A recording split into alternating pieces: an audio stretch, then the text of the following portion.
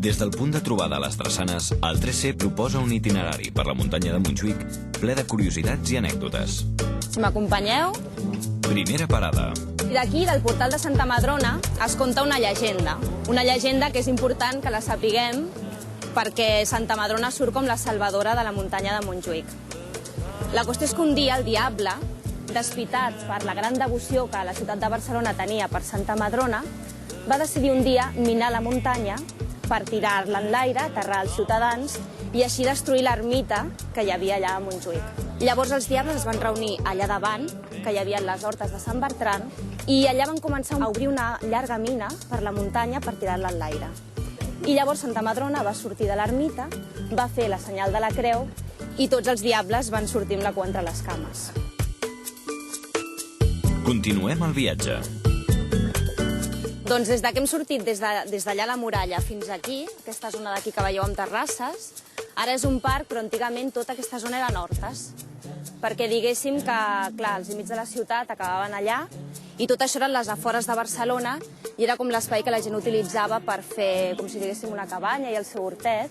I aquestes terrasses encara conserven aquesta forma de lo que són les hortes.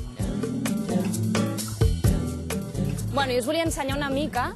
Veieu les drassanes, que són aquell sostre que es veu així de teixa? Sí. És perquè veieu fins on arribava la línia de mar. Quan es van fer les obres preparatives de l'exposició del 1929, van trobar unes sitges íberes. Després van ser els romans, els que es van assentar a la muntanya, van ser els primers que van utilitzar la pedra de Montjuïc, van fer el primer port de Barcelona, que estava a l'altra banda de la muntanya, al Llobregat, i és el que feien servir per transportar la pedra d'aquí de Montjuïc fins a la ciutat. I la majoria d'edificis importants de Barcelona, la Sagrada Família, l'Hospital de Sant Pau, estan tots fets en pedra de Montjuïc.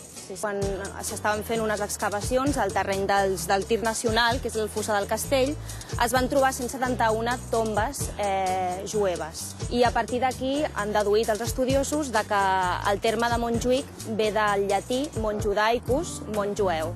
Tot i que encara hi ha qui sosté que també pot venir de Mont Jovis, que significa Mont Júpiter. Volem saber més.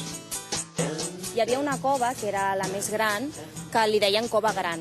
I aquesta ja des de temps molt antics, abans que s'arribessin les muralles, els rodamons, també els fugitius, els bandolers, es refugiaven en aquesta cova perquè era un lloc que els permetia estar a prop de la ciutat, a la vegada amagats, i també a prop del mar per poder fugir en un determinat moment. Arribem al cim. Hi ha unes 500 espècies diferents de cactus, de tot arreu d'Àfrica, d'Amèrica, i a més aquí es genera com un microclima que sempre està com a mínim 2 graus per sobre de la temperatura mitjana de Barcelona. Evidentment, els socis poden participar. Per exemple, què era la colla de l'arròs?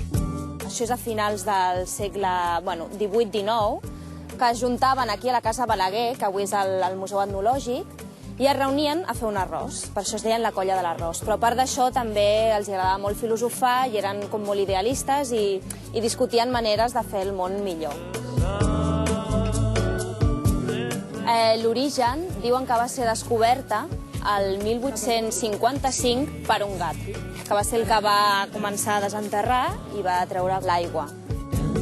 Si voleu gaudir d'aquesta passejada i conèixer una mica més els diferents espais de la vostra ciutat amb explicacions, apunts històrics, literaris i llegendes, no dubteu a consultar el web del 3C. N'hi ha moltes més.